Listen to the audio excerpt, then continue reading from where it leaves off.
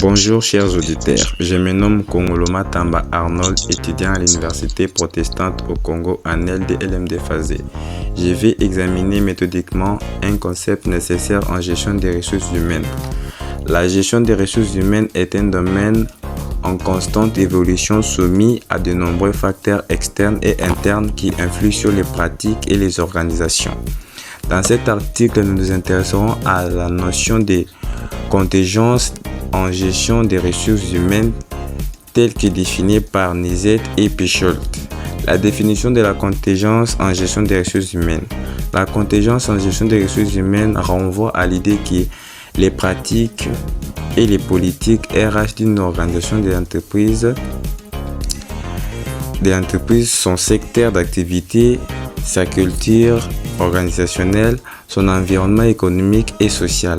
En d'autres termes, il n'existe pas de modèle universel en gestion des ressources identiques qui puisse s'appliquer de manière identique à toutes les organisations. Les travaux de Nizet et Picholt sur la contingence en gestion des ressources humaines mettent en lumière l'importance de prendre en compte des facteurs contextuels dans la mise en place des politiques et des pratiques RH. Selon eux, une approche contingente de gestion des ressources humaines permet aux organisations d'adapter leur stratégie RH en fonction spécificité de leur environnement et de leurs objectifs. Exemple de la pratique des RH contingente. Pour illustrer le concept de contingence en gestion des ressources humaines, prenons l'exemple des politiques de rémunération. Une entreprise opérant dans un secteur très concurrentiel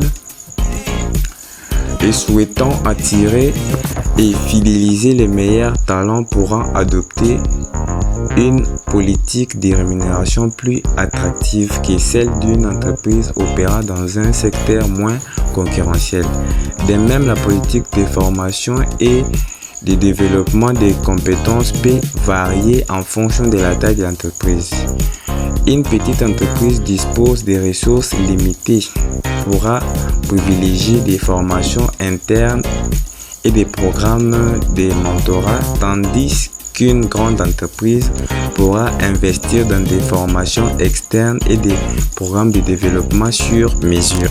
En résumé, la contingence des ressources humaines selon Nizet et Picholt met en lumière l'importance de l'adaptation et contraintes contextuelles de chaque organisation pour assurer sa performance et sa pérennité. Merci.